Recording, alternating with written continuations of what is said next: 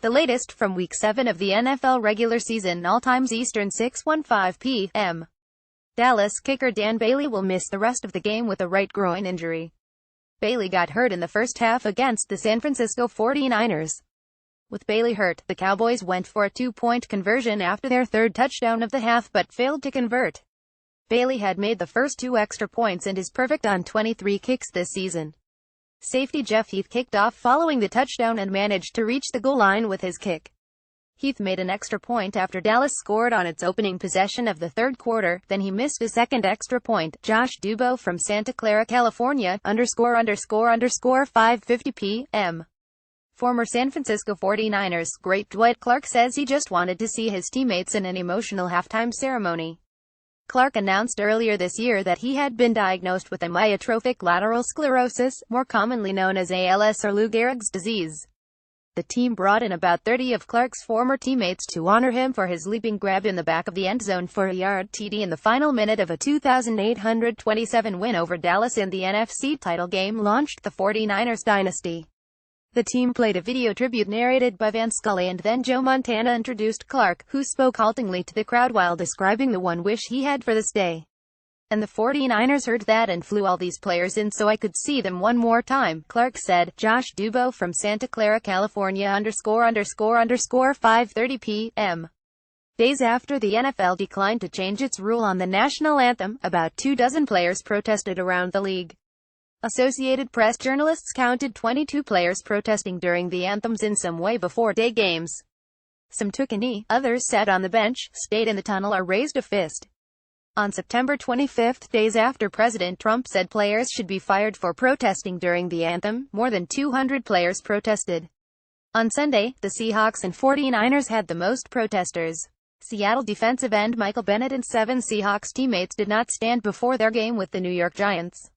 In San Francisco, about a half dozen 49ers kneeled, led by Eric Reid, Marquise Goodwin, rookie linebacker Reuben Foster, Eli Harold, Adrian Colbert and Quan Williams.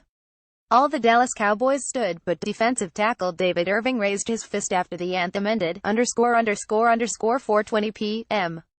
The NFL's kickers took center stage at a handful of the early games, with none having a better day than Kai Forbath for the Minnesota Vikings, and 3 others came through when it mattered most. Forbath kicked 6 field goals to lift the Vikings to a 2,416 victory over the Baltimore Ravens. He made kicks of 52, 51, 43, 43, 34 and 32 yards. Ryan Succop kicked 4 field goals, and his 47-yarder with 155 left in overtime lifted the Tennessee Titans to an ugly 129 win over winless Cleveland. The kick also extended Succop's NFL record for makes inside 50 yards to 55 straight. Buffalo kicker Stephen Hauschka tied an NFL record for field goals 50 yards or longer with his 12th consecutive made kick. He had 3 field goals as the Bills beat Tampa Bay 3,027, his third a 30-yarder with 14 seconds left for the victory. Cody Parkey kicked the only field goal between the New York Jets and Miami Dolphins, and his 39-yarder with 22 seconds left wound up the game winner for the Dolphins in a 3,128 victory.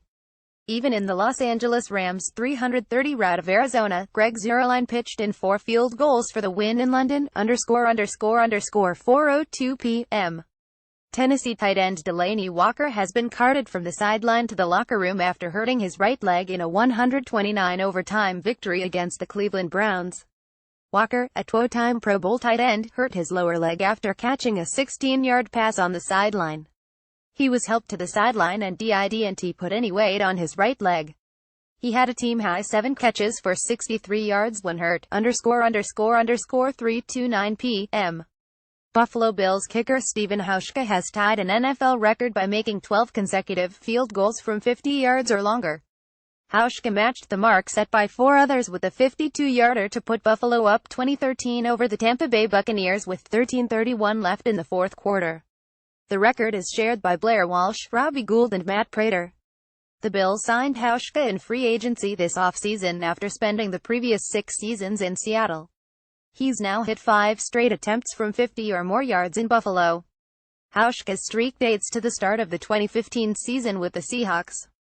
He's not missed an attempt from beyond 50 yards since missing a 50 and 52-yarder in a 356 win over Arizona on December 21, 2014. John Wara reporting from Orchard Park, New York, ____3:25 p.m.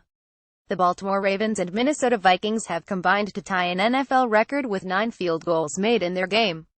Kai Forbath is 6 for 6 for the Vikings, and Justin Tucker is 3 for 3 for the Ravens. This is the 4th time that an NFL game has produced this many made three-pointers. The most recent one was in 2007, between Miami and Houston. Dave Campbell reporting from Minneapolis ____3:10 p.m. Cardinals quarterback Carson Palmer will not return to the game against the Rams in London after injuring his left arm in the second quarter. Palmer was hit by Rams linebacker Alec Ogletree with 5:48 remaining in the quarter on a play that resulted in an interception. He was replaced by Drew Stanton, who led a 7-play, 17-yard drive on his first series before throwing an interception from his own 25-yard line with 41 seconds remaining in the first half. Also, the Rams announced center John Sullivan has left the game with a knee injury and is questionable to return, ____3 p.m.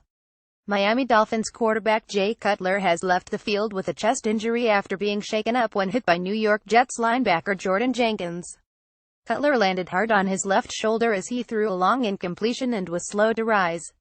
He walked off the field, and was examined on the sideline before going to the locker room. The Miami quarterback was replaced by Matt Moore with the Dolphins trailing 2,114. Cutler drew boos in his Dolphins home debut 2 weeks ago, and some Miami fans cheered when Moore entered the game. Stephen Wine reporting from Miami Gardens, Florida, ____3 p.m. Bills starting cornerback E.J. Gaines has been ruled out with a hamstring injury midway through the third quarter. Gaines was hurt while attempting to defend Deshaun Jackson on a deep pass up the left sideline. Jackson made the catch, but the 60-yard catch was negated by a holding penalty against tackle Donovan Smith. Gaines had just returned to the lineup after missing one game with a groin injury. John Wara reporting from Orchard Park, New York, ____2:45 p.m. Browns rookie quarterback DeShone Kizer has been benched again after throwing interceptions on consecutive passes. Kizer was picked off late in the first half and on Cleveland's first possession of the third quarter, both picks by Titans safety Kevin Byard.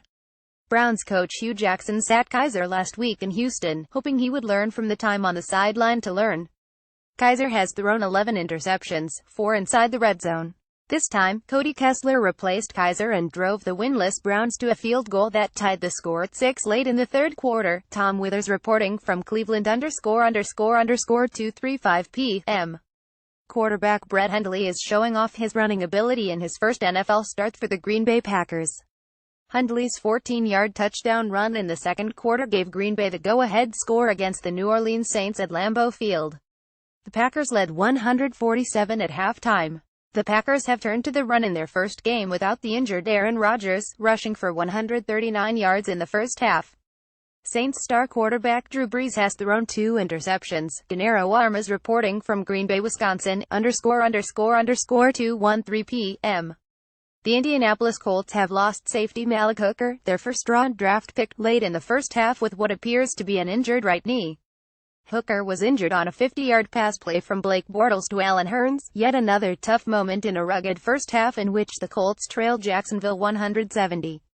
Hooker has been declared out for the rest of the game. After a car drove onto the field to take Hooker back to the locker room, the rookie got up and walked to the sideline under his own power.